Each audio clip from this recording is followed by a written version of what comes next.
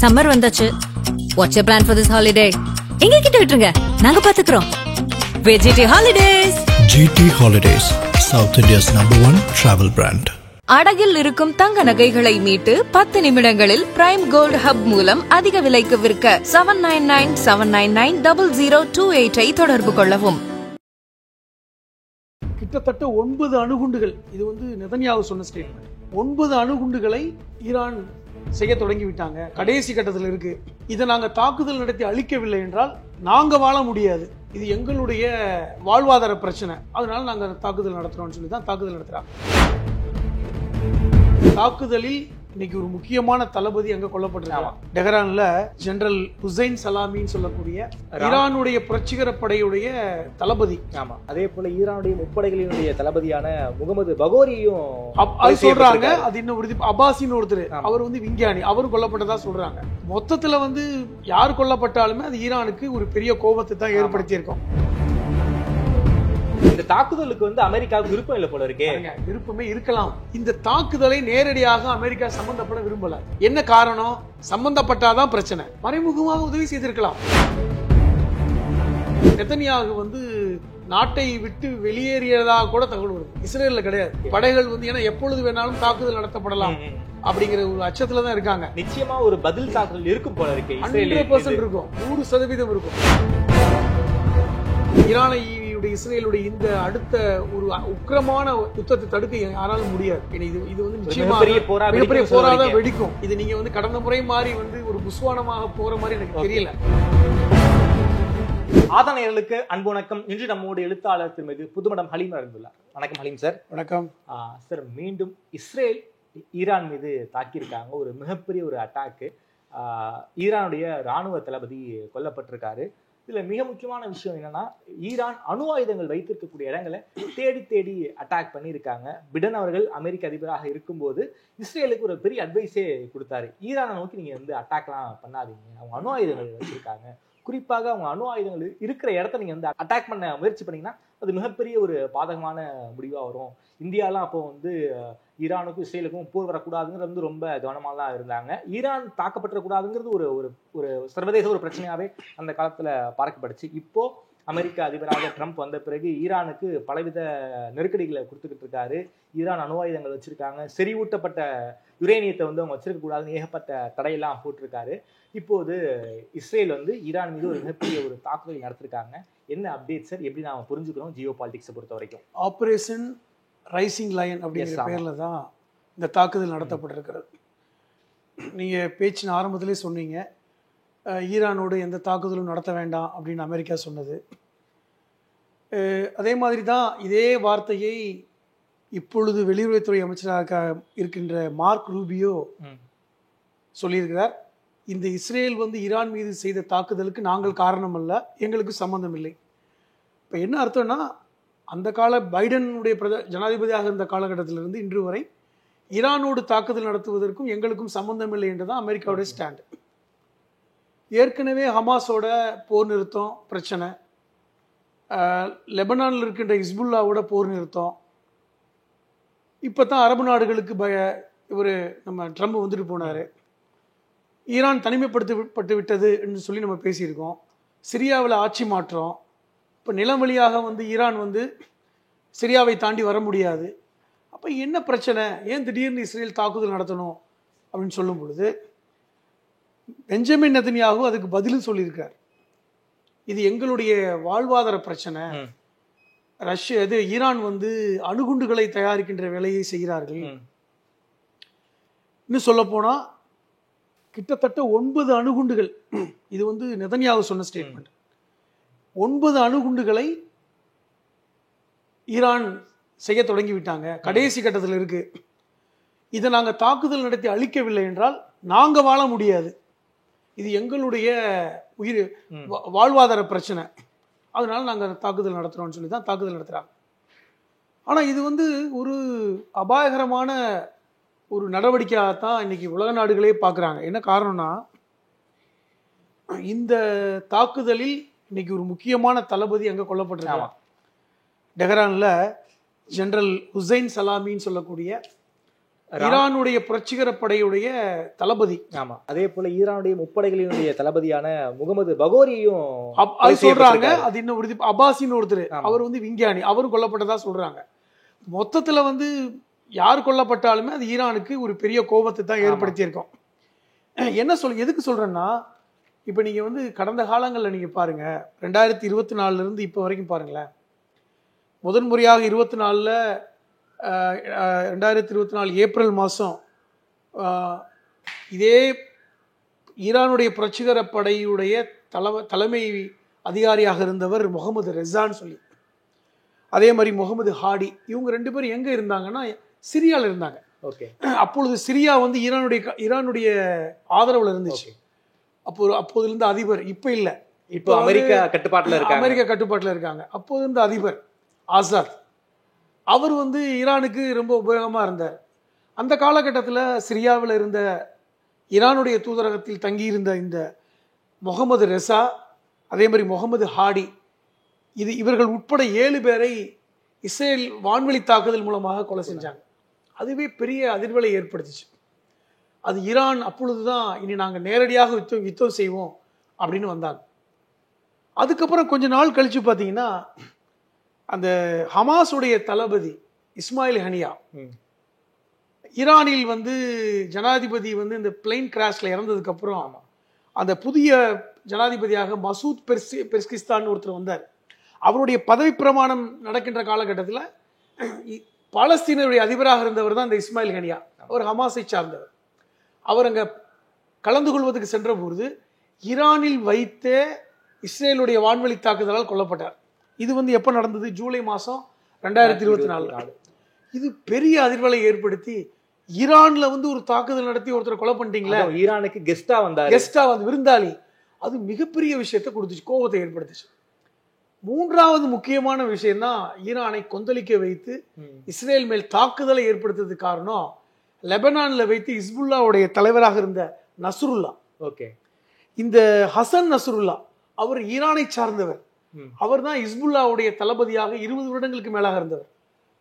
சொல்ல போனா அந்த ஈரானுடைய தலைமை இடத்துல இருக்கின்ற அயதுல்லா கொமேனிக்கு நெருக்கமானவர். இந்த ஹசன் நஸ்ருல்லாவை நேரடியாக வந்து ஏவுகணை மூலமாக தாக்குதல் நடத்தி கொலை செய்த அந்த நிகழ்வு, இது பெரிய அதிர்வலை ஏற்படுத்தி அயதுல்லா கொமேனியே வெள்ளிக்கிழமை பிரேயருக்கு வந்து இஸ்ரேலை நாங்கள் அழிப்பதுதான் எங்களுடைய வந்து நோக்கம், அது நாங்கள் டிக்ளேர் பண்றோம், நாங்கள் வந்து இப்போ யுத்தத்தில் தான் இருக்கோம், என்னைக்கு வேணாலும் இஸ்ரேல் அந்த இதைத்தான் செய்யணும்னு சொல்லிட்டு உடனடியாக 100க்கும் மேற்பட்ட அந்த ஏவுகணைகள் இஸ்ரேல் நோக்கி வந்துச்சு. ஆமா, ஈரான்ல இருந்து இந்த ஹசன் நஸ்ருல்லா அழிக்கப்பட்ட பிறகு, கொல்லப்பட்ட பிறகு கிட்டத்தட்ட 300 ஏவுகணைகள் ஈரானிலிருந்து நேரடியாக வந்து இஸ்ரேல் தாக்குதல் நம்ம பார்த்தோம். நம்ம கூட பேசியிருக்கோம். அப்போ கூட வந்து நெதன்யாகு பதுங்குக்குழிலாம் இருந்தாரு. நீங்க சரியா சொன்னீங்க. அப்பொழுது நெதன்யாகு பதுங்குக்குழிக்கு போனாரு. சொல்ல போனா 300 ஏவுகணைகள் அங்கிருந்து அனுப்பப்பட்டன. ஒவ்வொரு ஏவுகணைக்குள்ள இடையிலும் ஒரு கிட்டத்தட்ட 1 டன் அந்த வெடிமருந்தோட வந்து இறங்குச்சு. ஆனால் அதை பழசை நாங்கள் அழிச்சிட்டோம்னு சொன்னாலும் கூட பல்வேறு கட்டிடங்கள் சேதமடைந்தன. சொல்லப்போனா இஸ்ரேலுடைய தலைநகரில் நெல்லபியூல ஊரடங்கு உத்தரவே போடப்பட்டுலாம் காட்சிகளை பார்த்தோம். சரி, இது சொன்னதுக்கு அப்புறம் ஈரான் என்ன டிக்ளேர் பண்ணாங்க? நீங்க எங்களுக்கு யுத்தம் பண்ணீங்க, நாங்கள் அழிச்சிட்டோம், நாங்களும் அனுப்பிச்சோம், அதோட முடிஞ்சு விட்டது. இனி இஸ்ரேல் வாலாட்டினால் நாங்கள் சும்மா விட மாட்டோம். இது எப்போ சொன்னாரு? கிட்டத்தட்ட செப்டம்பர் 2024 இது சொல்றாரு. இது சொல்லி இப்போ எத்தனை மாசம் இருக்கும்? ஒரு 8-9 மாசம் இருக்கும். அதோட அமைதியாக தான் இருக்கு. அதுக்கப்புறம் ஈரானுக்கும் இஸ்ரேலுக்கும் எந்த பிரச்சனையும் இல்லை. இந்த காலகட்டத்தில் ஹமாஸுக்கும் இஸ்ரேலுக்கு படைக்கும் பிரச்சனை, சண்டை போயிட்டு இருக்கு. ஹிஸ்புல்லாவோட சண்டை போயிருந்தாலும் ஹிஸ்புல்லாவோட நிறுத்தம் நடந்தது. லெபனான்ல அமைதியாயிட்டாங்க. இன்னும் சொல்ல போனா சிரியால பெரிய ஆட்சி மாற்றம் ஏற்பட்டு இன்னைக்கு அல்ஜுலானியுடைய ஆட்சி, அமெரிக்காவின் ஆட்சி. கத்தாருக்கு அமெரிக்க ஜனாதிபதி போன போது அந்த அல்ஜுலானுடைய கைகுலுக்கி இனிமேல் நாங்கள் சிரியாவுக்கு எல்லா உதவியும் செய்வோம்னு சொன்னாரு. சிரியாவுடைய பொருளாதார தடை 46 ஆண்டுகளுக்கு பின்பு நீக்கப்பட்டிருக்கிறது. எதுக்கு சிரியாவை வந்து இப்படி பண்ணாங்க? ஈரான் சிரியாவை தாண்டி நிலப்பரப்பை வராமல் இஸ்ரேலுக்குள்ள நுழைய முடியாது. இப்ப ஏவுகணை தாக்குதல் நடக்குது, ஆனால் நிலவழியாக வந்து இராணுவத்தை அனுப்பினால் அது ஈராக் வழியாக சிரியா வழியாக அனுப்ப முடியும். இன்னைக்கு சிரியால ஈரான் படைகளை உள்ள விட மாட்டேன்னு சொல்லிட்டாங்க. அப்ப தடுக்கப்பட்டு விட்டது. அப்ப இப்படிப்பட்ட சூழ்நிலையில் ஏன் ஈரானை தேவையில்லாமல் சீண்ட வேண்டும்?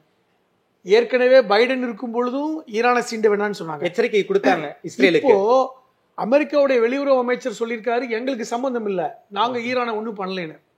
நீங்க கூட சொன்னீங்க அங்க அணு ஆயுதம் இருக்கிறதா? இருக்கிறது.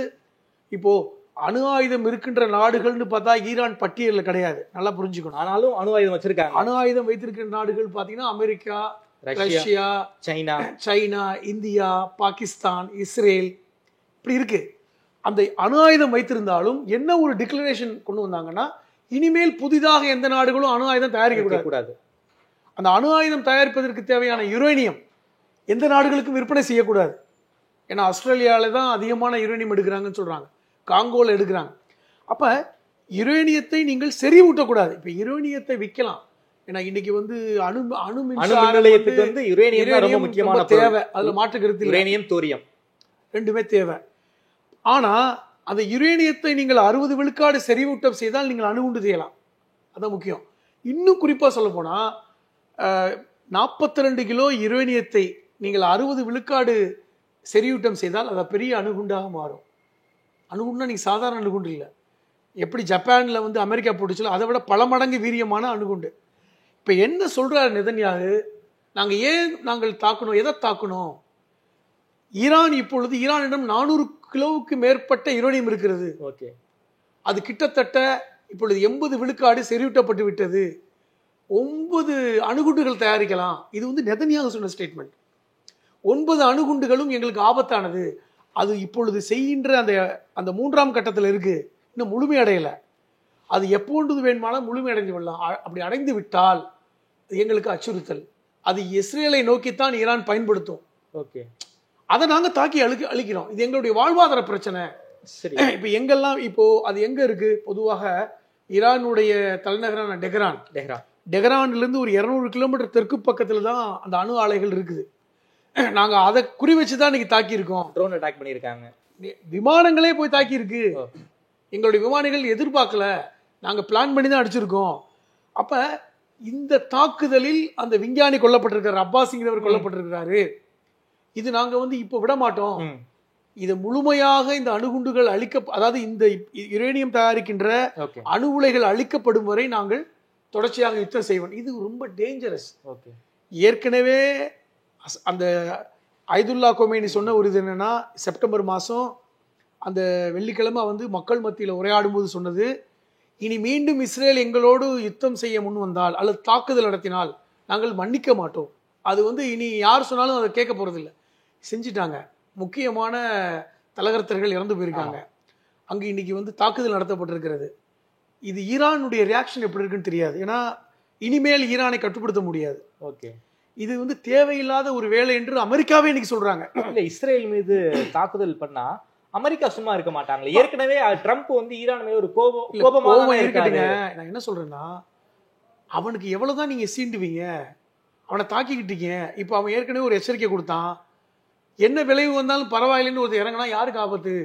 இஸ்ரேலுக்கு தான் நிச்சயம் ஆபத்து. தேவையில்லாத ஆபத்து. அமெரிக்கா ஏதாவது ஆபத்துனா அமெரிக்கா நிச்சயம் களமிறங்கும் இல்லையா? அமெரிக்கா களமிறங்கினால் ஈரானோட நெருக்கமாக இருக்கின்ற சைனாவோட நிலைமை என்ன, ரஷ்யாவோட நிலைமை என்ன, வட கொரியாவோட நிலைமை என்ன, துருக்கியோட நிலை என்ன, எப்படி விடுவாங்க? ஏற்கனவே ஐக்கிய நாடுகள் சபையில் பல்வேறு சரத்துகள் இருக்கின்றன. எப்படி உள்நாட்டு பிரச்சனை இருக்கும்போது யாருனாலும் தலையிடாது. ஆனால் நட்பு நாடுகளை தாக்கினால் நாங்கள் வருவோம், யாருனாலும் வரலாம் அப்படிங்கிறது ஐக்கிய நாடுகள் சபையில் ஏற்கனவே டிக்ளரேஷன் இருக்கு. இப்போ அதை வைத்து தான் இப்போ நான் என்ன கேட்குறேன், நீங்கள் அமெரிக்கா வருதுன்னா இந்த தாக்குதலை என்ன சொல்கிறாங்க அமெரிக்கா? எங்களுக்கே தெரியாது, ஆனால் நாங்கள் முன்னாடி எதிர்பார்த்தோம், நெதன்யாகு கேட்குற மாதிரி இல்லை, அதனால் எங்களுடைய ராணுவ வீரர்கள் நாங்கள் திருப்ப பெற்றுக்கொண்டோம் சொன்னார். இந்த தாக்குதலுக்கு முன்பே நாங்கள் பெற்றுக்கொண்டோம். இப்ப எங்களுடைய ராணுவ வீரர்கள் யாரும் இந்த தாக்குதலில் இல்லை. யாருக்கு சொல்றாரு? இந்த தாக்குதலுக்கு அமெரிக்காவுக்கு விருப்பம் இல்லை போல இருக்கே. விருப்பமே இருக்கலாம். ஈரான் ஒரு எதிரிங்கிறது ஏற்கனவே டிக்ளேர் பண்ணிட்டான். ஈரானை ஈரானுடைய குடிமகன் கூட அமெரிக்காவுக்குள் வரக்கூடாது என்று போட்டாரு. அப்ப அவங்க எதிரி தான். ஆனால் இந்த தாக்குதலை நேரடியாக அமெரிக்கா சம்பந்தப்பட விரும்பல. ஓகே. என்ன காரணம்? சம்பந்தப்பட்டாதான் பிரச்சனை. ம். மறைமுகமாக உதவி செய்திருக்கலாம். உங்களுக்கு இஸ்ரேலை வந்து அவங்க விட்டு கொடுக்க மாட்டாங்க தான். நிச்சயமா விட்டு கொடுக்க மாட்டாங்க. மறைமுகமாக ஒரு டிப்ளமேட்டிக்கா வந்து உள்ளுக்குள்ள வந்து ஆயுதங்களை கொடுத்துருக்கலாம். அவங்க தான் கொடுக்குறாங்க.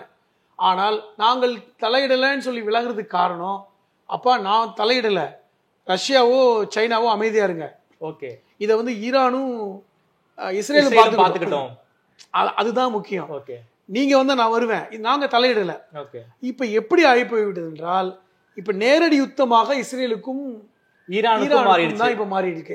யாரும் வரமாட்டாங்க. ஓகே. இப்ப உள்ள சூழல்ல யாரும் வர முடியாது. காரணம், நாங்க யாரும் இல்லைன்னு சொல்றாங்க. ஆமா, ரைட்டா? இப்ப இந்த யுத்தம் எப்படி போக போகுதுதான் முக்கியம். ஈரான் என்ன பதிலடி வேணுமானாலும் கொடுக்கலாம். அதான் சொல்றேன். இப்ப வந்து நிலவழியாக வருவதை தடுப்பதற்கு தான் சிரியாவை பயன்படுத்தினாங்க. இப்ப நிலவழியா வர முடியாது, உங்களுக்கு சிரியாவை தாண்டி வரணும். அது இல்லாம இஸ்ரேல்ல வேற எமர்ஜென்சி வேற டிக்ளேர் பண்ணிருக்காங்க. சிரியாவை தாண்டாமல் வர முடியாது. 1400 கிலோமீட்டர் தூரத்துல இருக்கு ஈரான். ஆமா. இப்ப நீங்கள் வந்து விமானத்துல தான் தாக்குதல் பண்ணணும். இல்ல, எல்லா உங்களுடைய விமானப்படையவே நீங்க கொண்டு வந்து இறக்கணும். அது ஒரு மோசமான விளைவை அங்கிட்டு இங்கிட்டும் ஆக்கும். எப்படி ரஷ்யா உக்ரைன் யுத்தம் மாதிரி. ஆனா ரஷ்யா உக்ரைன் யுத்தம் என்பது ஆள் இல்லாமல் அனுப்பிட்டு இருக்காங்க. ட்ரோன் தாக்குதல் தான். இப்ப இவங்க என்ன எதிர்பார்க்கறாங்க? இஸ்ரேல் சொல்லியிருக்காரு இன்னைக்கு, இஸ்ரேலுடைய வெளியுறவு அமைச்சர் இஸ்ரவேல் காட்ஸோட ஸ்டேட்மெண்ட் என்னன்னா, நாங்கள் வந்து ஈரானுடைய ட்ரோன் தாக்குதலை எதிர்பார்க்கிறோம். அவங்களுக்கு தெரியும்ல, தாக்குதல் பண்ணிட்டாங்க. அப்ப நாங்க தாக்குதல் எதிர்பார்க்கிறோம், எப்ப வேணாலும் தாக்குதல் நடத்தலாம், அதனால மக்கள் வந்து உஷாரா இருக்கணும். அப்ப எதிர்பார்க்கிறாங்க. அப்ப வேண்டும் என்றே இந்த யுத்தத்தை ஆரம்பித்து வைத்திருக்கிறது இஸ்ரேல். ஆனா காரணம் என்ன சொல்றாங்க? எங்களுடைய வாழ்வாதாரத்துக்காக நாங்க போய் யுத்தம் பண்றோம், அதை நீங்க யுத்தத்தை இப்ப முடிக்க மாட்டோம், அந்த அணு ஆயுத ஆலைகள் அழிக்கப்படும் வரை எங்களுடைய யுத்தம் தொடரும்ங்கிறத சொல்லிட்டாரு. இந்த தாக்குதலுக்கு பின்னாடி நியூக்ளியர் பவர் தான் ஒரு மிகப்பெரிய ஒரு பேசுபொருளா இருக்கு. அமெரிக்காவே, ட்ரம்பே வந்து ஏகப்பட்ட நெருக்கடியை வந்து ஈரானுக்கு கொடுத்துக்கிட்டு இருக்காரு. நீங்க வந்து யுரேனியத்தை வந்து செறிவூட்டக்கூடாதுன்னு பல்வேறு நெருக்கடிகளை வந்து கொடுத்துக்கிட்டு இருக்காரு. இதுக்கு பின்னாடி அமெரிக்கா தான் இருக்கு. அமெரிக்காவில் 7700 கிலோ யுரேனியம் இருக்கு. இல்ல, அமெரிக்கா எங்களை தவிர வேற யாரும் அதுவே ஒரு அராஜகம் தானே இருக்கு. அப்படி பார்க்கும்போது இங்க பிரான்ஸ்ல இருக்கு, சைனாடம் இருக்கு. சைனா கொடுத்து உதவாதா? சைனா அமெரிக்காவுக்கு எதிரியாக டிக்ளேர் செய்யப்பட்ட ஒரு நாடு. ரஷ்யா கூட கொஞ்சம் டிப்ளமேட்டிக்கா இருக்காங்கன்னு வைங்க, ஏற்கனவே இப்போ வந்து பிரச்சனை வேணான்னு. ஆனா சைனா வந்து எந்த விதத்திலையும் சமரசம் செய்யலாம் அமெரிக்காவோட. அப்ப அவங்க எப்படி நமக்கு தெரியாது. அப்ப இந்த யுத்தத்தை வந்து இப்படி நடத்த வேண்டிய அவசியம் இல்லை என்று அமெரிக்கா நினைக்கிறாங்க. ஏன்னா அவன் அணு ஆயுதம் எல்லாருமே வச்சிருக்கோம், அணு ஆயுதம் செஞ்சு வச்சுட்டு போகட்டும், நீ எதுக்கு தேவையில்லாம இப்ப போய் நீ வந்து அட்டாக் பண்ணுங்கிற இடத்துக்கு நகர்றாங்க. இப்பொழுது இப்ப ஈரான் தாக்குதல் நடத்தினால் ஈரானை நீங்க எப்படி கேட்பீங்க? எங்க நானா போய் சண்டை போடல, அவன் வந்து என்ன தாக்குதல் பண்ணியிருக்கான், எங்களுடைய முக்கியமான தளபதிகள் வந்து கொல்லப்பட்டிருக்காங்க, நான் எப்படி இது வரைக்கும் கடந்த காலங்களில் விட்டுட்டேன், கடந்த காலங்களில் பல்வேறு சமயங்கள்ல இந்த மாதிரி தாக்குதல்ல எங்க ஆட்கள் இறந்து போயிருக்காங்க, விட மாட்டேன். இப்பொழுது நெதன்யாகு வந்து நாட்டை விட்டு வெளியேறியதாக கூட தகவல் வருது. இஸ்ரேல்ல கிடையாது. இந்த யுத்தத்துக்கு காரணமாக இருந்த நெதன்யாகு இப்ப இஸ்ரேல் இல்ல, அதை புரிஞ்சுக்கங்க. இஸ்ரேலை விட்டு வெளியேறி இருக்கிறார், அதுதான் முக்கியம். படைகள் வந்து ஏன்னா எப்பொழுது வேணாலும் தாக்குதல் நடத்தப்படலாம் அப்படிங்கிற ஒரு அச்சத்துலதான் இருக்காங்க. நிச்சயமா ஒரு பதில் தாக்குதல் இருக்கும் போல இருக்கு. 100% இருக்கும், 100% இருக்கும். ஏனென்றால் கடந்த முறையே எச்சரிக்கை கொடுத்தாங்க, இந்த முறை நாங்கள் மன்னிக்க மாட்டோம்னு சொல்லிவிட்டாங்க, யுத்தம் நடக்கும். ஏன்னா அவர்களுக்கு தாங்க அணுகுண்டு தயாரிச்சுட்டு இருக்காங்க. இப்ப இஸ்ரேலே தாக்குதல் நடத்தவில்லை என்றாலும் கூட அந்த அணுகுண்டு தயாரிப்பது என்பது இஸ்ரேலுக்கு எதிரான ஒரு செயல்பாடு தான். இஸ்ரேலுக்கு அணுகுண்டு இல்லையா? இல்ல. ஆனால் உலக அளவுல எல்லா நாடுகளுமே என்கிட்ட எவ்வளவு இருக்குன்னு சொல்லியிருக்காங்க, இஸ்ரேலை தவிர. அமெரிக்காட்ட 7700 கிலோ யுரேனியம் இருக்கிறது, அது செறிவூட்டப்பட்டதுன்னு எவ்வளவு சொல்லாம இருக்கலாம், இருக்குன்னு சொல்றாங்க. 60 விழுக்காடு செறிவூட்டப்பட்டால நீங்க அணுகுண்டு தயாரித்து விடலாம். 54 கிலோ யுரேனியம் இருந்தாலும் ஒரு அணுகுண்டு தயாரிச்சிடலாம். இஸ்ரேலிடம் மட்டும் எவ்வளவு இருக்கிறது என்கிற கணக்கை இதுவரை இஸ்ரேல் சொன்னது டிஸ்க்ளோஸ் பண்ணல. அதுதான் இஸ்ரேலுடைய எல்லா விஷயங்களும் அப்படித்தாங்க, எதுக்குமே வந்து வெளியே தெரியாது. பாதிக்கப்பட்ட இப்ப ஈரான் வந்து இஸ்ரேல் மேல் நீங்கள் குண்டே போட்டாலும் கூட இஸ்ரேல் சொன்னாதான், சொல்ல மாட்டாங்க. தாக்குதலை கூட அவர்கள் சொல்ல மாட்டார்கள். எத்தனை பேர் கொல்லப்பட்ட விஷயத்தையும் சொல்ல மாட்டார்கள். அது அவர்களுடைய கான்ஸ்பிரசி, அவர்களுடைய அரசியல் அந்த டிப்ளமசி. தான் அடிப்பட்டதை சொல்றதே கிடையாது. அதை மறைத்து கொண்டு அப்பொழுதுதான் எதிரி நன் மீது பயப்படுவாங்கிற எண்ணம். நான் அடிபட்டுட்டேன், எனக்கு வந்து குண்டடிப்பட்டிருக்கு, என்னுடைய நாட்டில் நூற்றுக்கணக்கான பேர் செத்து போயிட்டேன்னு சொன்னா இஸ்ரேலுக்கு வந்து பின்னடைவுண்டு ஒரு ஒரு ஒரு ட்ராஜடி ஒரு இது வச்சிருக்காங்க, டாக்டிக்ஸ் வச்சிருக்காங்க. அதுதான் இதுவரை தங்களுடைய பலத்தை எப்பொழுதும் அவர்கள் சொன்னதில்லை. அதன் அடிப்படையில் பார்க்கும் பொழுது கண்டிப்பாக இஸ்ரேலிடமும் அணு ஆயுதம் இருக்கு, ஆனால் எவ்வளவுன்னு தெரியாது. ஆனால் ஈரான் இப்பொழுது செறிவூட்டப்படுகின்ற வேலையை 90 விழுக்காடு முடித்து விட்டுங்கிற செய்தி தான் அவர்களுக்கு இப்போ அட்டாக். இப்போ மொசாத் வந்து ஈரானுக்குள் உள்ள ஊடுருவி விட்டதுங்க. ஆமா, இப்போ ஏற்கனவே இஸ்மாயில் ஹனியா கொல்லப்படுவதற்கு காரணமே மொசாத் தான். அவங்க தான் போய் அங்க இருக்கின்ற ஈரான் ராணுவ அதிகாரிகளையே வந்து கைக்குள்ள வச்சுக்கிட்டு தான் அந்த தாக்குதல் நடத்தினாங்க. இப்போ அவர்களுமே அணு ஆயுத உலையை சுற்றி இருக்கிறார்கள். ஓகே, அவர்கள் நாட்டை சார்ந்தவர்களையே மொசாத்துடைய ஆதரவாளராக மாற்றி வைத்திருக்கிறார்கள். அவர்களுடைய தகவலின் அடிப்படையில் ஒரு 80-90 விழுக்காடு வேலை முடிந்து விட்டது அப்படின்னு சொல்லும் பொழுது அந்த பயம் பதட்டம் இஸ்ரேலுக்கு ஏற்பட்டிருக்கிறது. அதாவது ஈரான்ல மொசாத் இருக்காங்க. ஆமாங்க, ஈரானில் மொசாத்துடைய ஆதிக்கம் இருப்பதனால்தான் அங்க இஸ்மாயில் ஹனியா கொல்லப்பட்ட நிகழ்வை நம்ம பார்த்தோம்.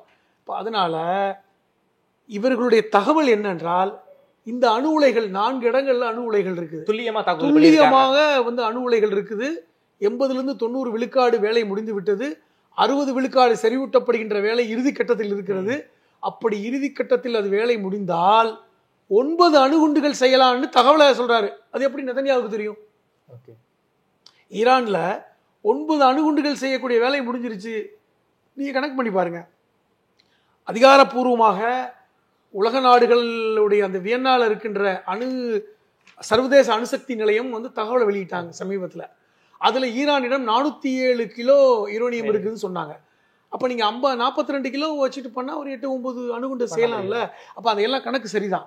ஆனால் இந்த வேலை முடிஞ்சிருச்சுன்னு சொல்லி சொல்றாரு நெதன்யாஹு. எனக்கு வந்து ஆதாரப்பூர்வ தகவல், அங்க இருக்கின்றவர்கள் மூலமாக வந்த தகவல், கிட்டத்தட்ட 9 அணுகுண்டுகளை செய்து விட்டது. அது எல்லாமே இஸ்ரேலை நோக்கி வந்தால் எங்கள் நாடு தாங்காது, அதனால தான் நாங்கள் அழிக்கிறோம், எங்களுக்கு உரிமை இருக்கு. அப்ப நாங்க வாழ்றதுக்கு உரிமை இல்லையா? ஆனா ஈரான் வந்து நாங்க உங்கள்ட்ட போட போறோம்னு சொல்லவே இல்லையே. எங்க எந்த நாடும் சொல்லாது, அவங்களும் சொல்லல. நாங்கள் எங்கள் பாதுகாப்புக்கு அணுகுண்டை தயாரிக்கிறோம்னு அவங்க இருக்கலாம். ஆனால் அணுகுண்டை தயாரிப்பதே அவங்க சொல்லலன்னு வைங்களேன். ஆனால் அணுகுண்டை தயாரிக்கிறாங்க, செறிவூட்டப்படுகின்ற வேலை நடக்குது. ஆனா நெதன்யாஹு என்ன சொல்றாரு என்றால் எங்களை தாக்குவதற்காகத்தான் அவங்க செய்யறாங்க, அது வேலை முடிந்து விட்டது, அது எப்படி நாங்க பார்த்துக்கிட்டு இருப்போம். இப்ப நாங்க வந்து அந்த உலையை அழிக்கவில்லை என்றால் அது எங்களுக்கே ஆபத்தாக முடியும். அதனால நீங்க யாரும் எங்களை பத்தி நாங்க செஞ்சதை வச்சு நீங்க கேட்க வேண்டாம், இது எங்களுடைய வாழ்வாதாரத்துக்காக நாங்க செய்யறோம்னு சொல்ற. பட் நீங்க வந்து ஒரு நாட்டுல ஒரு விஷயம் நடந்துகிட்டு இருக்கும். இப்ப அமெரிக்கால அணுகுண்டு தயாரிப்பாங்க, அதுக்காக இன்னொரு நாடு போய் போட்டுற முடியுமா? இஸ்ரேல்ல தயாரிக்கலையா? இப்ப இந்த மாதிரி கேள்விகள் எல்லாம் இருக்கிறது. ஆனா இது எங்க போய் முடியும் தெரியல. ஏன்னா இது வந்து இனி ஈரானுடைய இஸ்ரேலுடைய இந்த அடுத்த ஒரு உக்கிரமான யுத்தத்தை தடுக்க யாராலும் முடியாது. இது வந்து நிச்சயமா மிகப்பெரிய போராதான் வெடிக்கும். இது நீங்க வந்து கடந்த முறை மாதிரி வந்து ஒரு புஸ்வானமாக போற மாதிரி எனக்கு தெரியல. இது கண்டிப்பாக ஒரு பெரிய எதிர்வினையை இஸ்ரேல் எதிர்பார்க்கும். அதை எதிர்பார்க்கவும் செய்துன்னு தான் அவர் சொல்றாரு. ஈரான்ல போர் நடந்தா அந்த எண்ணெய் அதெல்லாம் வந்து உலக நாடுகளுக்கு சரியான பாதிப்பு ஏற்படும். சரியான கேள்வி கேட்டீங்க. உலக அளவில் கச்சா எண்ணெய் உற்பத்தியில் 3வது பெரிய நாடு ஈரான். ரைட்டா? நேற்றே வந்து 12 விழுக்காடு விலை உயர்வு. இப்போ ஒரு பேரல் கச்சா எண்ணெய் $55 வித்தது, நேற்று $77 போயிடுச்சு. அது இன்னும் போகும். அப்படி போனால் இந்தியாவும் எல்லாருமே பாதிப்போம். உலக பொருளாதாரத்திலே ஒரு மிகப்பெரிய ரிஃப்ளெக்ட் ஆகுது. இப்போ கிட்டத்தட்ட 2 வருஷத்துக்கு மேல பெட்ரோல் விலை ஏறாம இந்தியாவில் இருக்குல்ல. இது இப்படி போச்சுன்னா அப்படி வாய்ப்பு இல்லை. பெட்ரோல் விலை ஏறதுக்கு தான் அதிகம். தங்கம் விலை எங்கேயோ போகும். இது வந்து நிச்சயமா பொருளாதாரத்துல வந்து ஒரு ஃபிளக்சுவேஷன் ஏற்படுத்தும். அதுவும் இருக்கிறது. அதெல்லாம் யாரும் இப்ப கணக்கு பண்ணல. இப்ப இஸ்ரேல் வந்து என்ன சொல்றாங்கன்னா, யாரு பாதிச்சாலும் எனக்கு பிரச்சனை இல்லை, நானே உயிர் வாழ்றதுக்கு பாதிப்படையும் நினைக்கும் போது எனக்கு என்ன இருக்குன்னு அவன் போறான். இதை சீண்டி விட்டுட்டான். இது யுத்தம் ஆரம்பிக்கப்பட்டு விட்டது. வெடிக்கத்தான் போகுது. இது வந்து நீங்க வந்து நினைக்கிற மாதிரி ஒரு புஸ்வானமா போற மாதிரி இல்ல. லாஸ்ட் டைம் நடந்த ஏவுகணை யுத்தம் மாதிரி இது முடியாது. ஒருவேளை ஈரான் வந்து அணுகுண்டை தயாரித்து வைத்திருந்தால் அதுவும் டேஞ்சர் தான். ஏன்னா எவ்வளவு காலத்துக்கு அவங்க வந்து இதை ஹேண்டில் பண்ணுவாங்க பொறுமையானு நமக்கு தெரியல. அதனால வந்து இது வந்து ஒரு மிக மோசமான விளைவை ஏற்படுத்தும் அப்படிங்கிறது என்னுடைய பார்வை. இவங்க என்ன பாக்குறாங்கன்னா, அமெரிக்கா இப்போ உக்ரைனுக்கும் ரஷ்யாவுக்கும் யுத்தம் நடந்துகிட்டு இருக்கு. 3 வருஷமா நடந்துகிட்டு இருக்கு இல்லையா? இதுல எந்த நாடும் தலையிடல. இப்போ ரஷ்யாவுடைய ஆதரவு நாடுகள் இருக்குது, தலையிடல. உக்ரைனுடைய ஆதரவு நாடுகள் தலையிடல. அமெரிக்கா மட்டும்தான் ஆயுதங்களை கொடுத்தாங்க. நேரடியாக தலையிடலை. இதே மாதிரி தான் நடக்கும்னு நினைக்கிறாங்க. அதனால அந்த ஒரு அந்த அந்த இதில் தான் வந்து அந்த யுக்தியில தான் அமெரிக்கா வந்து வெளியிட்ட செய்தி என்னது, நாங்கள் யாரும் இல்லை. ஏன்னா அமெரிக்கா இருந்தால் அது உலக யுத்தமாக மாறும். இப்ப இஸ்ரேலுக்கும் ஈரானுக்கும் தான் யுத்தம், யாரும் தலையிட வேண்டாம். இப்ப அமெரிக்கா சொல்கின்ற செய்தி கூட யாரும் தலையிடாதீங்க, அவங்க பார்த்துக்கட்டும், நல்லதோ கெட்டதோ அவங்க பார்த்துக்கட்டும். இப்ப ரஷ்யா விஷயத்துல நம்ம தலையிடுறோமா, உக்ரைன் விஷயத்துல தலையிடுறோமா அப்படின்னு பாக்குறாங்க. அது மாதிரி யுத்தம் நடந்துட்டு போகட்டும்னு நினைக்கிறாங்க. ஆனால் ஈரானுடைய அந்த இது இருக்கு பாத்தீங்களா, அந்த வேகம், கோபம், ரஷ்யாவுக்கு உக்ரைனுக்கு மாதிரி பிரச்சனை இல்லை. ரஷ்யாவுக்கு உக்ரைனுக்கும் அந்த நிலப்பரப்பு தான் பிரச்சனை, அந்த கிருமியா தான் பிரச்சனை. ஆனால் இது அப்படி இல்லை. தளபதிகள் கொல்லப்பட்டிருக்காங்க, இப்பொழுதும் கொல்லப்பட்டிருக்காங்க. இந்த பழிவாங்கல் விஷயம் வந்து அவ்வளவு எளிதில் கடந்து போக முடியாது. அப்படிதான். ஓகே, குறிப்பாக இஸ்ரேலை வந்து ஈரான் சும்மா விடாது. நிச்சயமாக பழிவாங்க உணர்ச்சி எந்த எக்ஸ்ட்ரீமுக்கு போகும் தெரியாது. உலகப்போரா வெடிக்குமாங்கிறது ஒரு $1 மில்லியன் கேள்வி. ஈரானுக்கு பக்கபலமாக ரஷ்யாவும் சைனாவும் இருக்காங்க. என்ன நடக்கும்னு இப்போதைக்கு நம்மளால ஈர்க்க முடியாது. விவாதமாக தான் போகும்னு நினைக்கிறேன். நேரில் நம்ம பேசி நன்றிகள்.